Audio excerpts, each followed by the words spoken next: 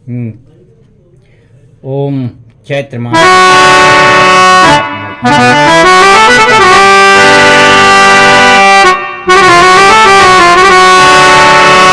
शुक्ल पक्ष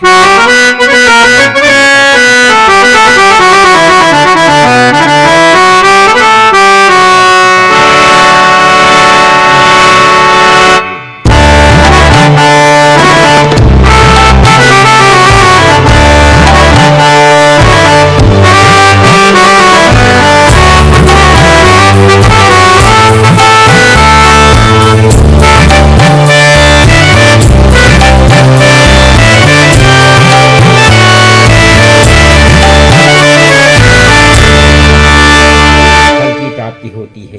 कृपया ये सब बातें हमको बताने की कृपा करें। तो लोमस ने कहा कि हे नृपश्रेष्ठ, पूर्व काल की बात है,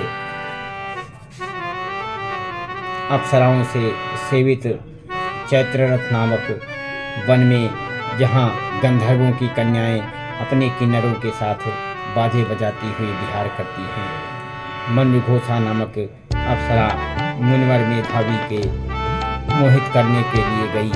वे महर्षि उसी वन में रह करके ब्रह्मचर्य का पालन करते थे। मंजुघोषा मुनि के भय से आश्रम से एक कोस दूर ही ठहर गई और सुंदर ढंग से वीणा बजाती हुई गीत गाने लगी। मुनिश्रेष्ठ मेधावी घूमते हुए उधर जा निकले और उस सुंदर अप्सरा को इस प्रकार के गान करते हुए देख करके सेना सहित कामदेव से परास्त होकर के बरबस मोह के वशीभूत हो गए। मुनि की ऐसी अवस्था को देख करके मंजुघोषा उनके समीप आई और वीणा नीचे रख करके उनका आलिंगन करने लगी। मेधावी ने भी उसके साथ रमण किया और कामवश रमण करते हुए उन्हें रात और दिन का भी भय न था। इस प्रकार के कार्य से मुनि चित्त सदाचार का लोप होकर के अप्सरा के साथ रमण करते हुए बहुत दिन व्यतीत हो गए। मंदघोषा देवलोक में जाने को तैयार हुई। जाते समय उसने मुनिश्रेष्ठ मेधावी से कहा कि ब्रह्मन, आप मुझे अपने देश जाने की आज्ञा दीजिए। मेधावी बोले कि देवी, जब तक सवेरे की संध्या न हो जाए तब तक मेरे ही पास ठहरो। अप्सरा ने कहा कि विप्र, अब तक ना जाने कितनी संध्या चली गई, मुझ पर कृपा करके बीते हुए समय का विचार तो कीजिए। लोमस जी कहते हैं कि राजन, अप्सरा की बात सुन करके मेधावी के नेत्र आश्चर्य से सकित हो उठे और उस समय उन्होंने बीते हुए समय का हिसाब लगाया तो मालूम हुआ कि उनके साथ रहते हुए 57 वर्ष हो गए। उसे अपनी तपस्या का विनाश करने वाली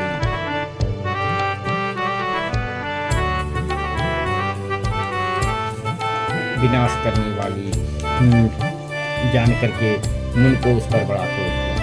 उन्होंने साथ देते हुए कहा कि पापी, तू पिशाचनी हो जा। मुन के साथ से दग्ध होकर के वो विनय से नतमस्तक होकर के बोली कि विप्रवर, मेरे साप का उद्धार कीजिए। 7 वाक्य बोलने या 7 पद साथ साथ चलने मात्र से ही सत्पुरुषों के साथ मैत्री हो जाती है। ब्राह्मण, मैंने तो आपके साथ अनेक वर्ष व्यतीत किए हैं, अतः स्वामी मुझ पर कृपा कीजिए। तो मुनि बोले कि भद्रे, मेरी बात सुनो, वो सांप से उद्धार करने वाली है, क्या करूं? तुमने मेरी बहुत बड़ी तपस्या नष्ट कर दी है। चैत्र कृष्ण पक्ष में शुभ एकादशी आती है, उसका नाम पाप मोचनी है, वो सब पापों का क्षय करने वाली है।